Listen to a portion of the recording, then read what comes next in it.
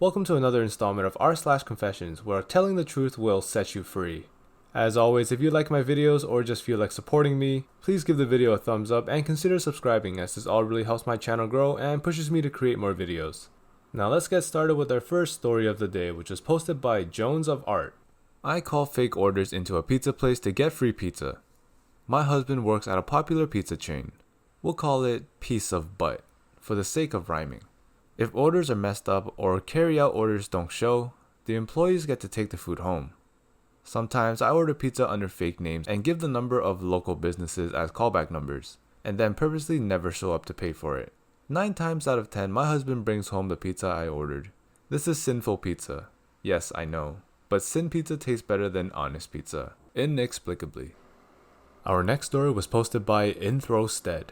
I snooped on the CEO's email account and got myself unfired. A couple years out of college, I worked as an analyst at a pretty small private equity firm. The CEO was one of the biggest a-holes I have ever met. He was fairly young, in his 40s, a multi-millionaire, and the type of guy driven solely by money with zero business ethics. He'd do anything to get the upper hand in the deal regardless of who he screws over. Contractors, employees. I even saw him seriously F over a longtime family friend without any remorse. Anyway, aside from my analyst role, as it was a really small business, only about 20 people in the office and then a bunch of people working remote, I also happened to be one of the only semi-technologically literate people in the company. So, like many of my generation, I became the de facto millennial office computer guy too. Despite my lack of qualifications, I got put in charge of handling pretty much anything minor tech related. Setting up servers, fixing laptop issues, answering "how do I convert this to PDF" questions, even basic network security. They thought I was some sort of computer genius, but really I was just mostly winging it, Googling pretty much everything. But eventually I got legitimately pretty good at all the tech stuff. They gave me bigger tasks, like planning all of the computer systems for their own businesses and supervising installs. I didn't get paid extra for any of this, mind you. After a couple years of serious BS working there, I was pretty worn out. I wasn't progressing. I hated working for Captain D-Bag. He treated everyone like poop. I was pulling 12 to 14-hour days with no overtime or performance bonus. And they weren't paying me nearly what they should have. I also hated being the tech guy and was depressed as F, basically living in a cubicle. So I decided I full-on had enough of the 9 to 8 life working for a-holes, and I would start my own consulting business working for myself. However, instead of quitting right away, I figured it would be smart to first build up my client base on the side while I was still getting a steady paycheck. So that's what I did. I launched my company and landed my first clients. As the workload increased, I slowly started spending more and more time on my side business while at my office job. At first I was pretty low-key about it, but eventually it was blatant. As it was a super small company, I was the only one who knew how to do a lot of important tasks and operate some key internal systems. It was easy for me to tell my boss a project was taking a whole week to complete, that I actually finished in 10 minutes. Pretty soon, I was spending 80% of my day working on my own stuff in the office. I'd even take calls for my side business clients at my desk. The rest of the time, I was usually messing around on Reddit or something. Of course, we had systems in place to monitor network activity, but I was the person in charge of monitoring it. This continued for a while. As my business ramped up, I cared less and less about the office job. I began rolling into work late. At first it was only 30 minutes or so, then it progressed to an hour. When my boss didn't reprimand me, it became clear how much they needed me there. I took full advantage of this. Before long, I was arriving around noon, working for a couple hours, then heading home. My coworkers weren't happy, but I helped them with all their tech problems and they hated the company too, so they kept their mouth shut about it. My boss eventually said something to me about it at one point, but I just came in on the next few days and then went back to coming in whenever I wanted. After more than 2 months of coming in 4 to 5 hours late and working on my side business in full view of my a-hole boss, I couldn't believe I wasn't fired yet. I deserved it and felt it was inevitable. On a hunch, I decided to do a little investigative work. As I was the tech guy, I also had full access to the company's mail server. So I logged into the CEO's personal email account and searched for my name.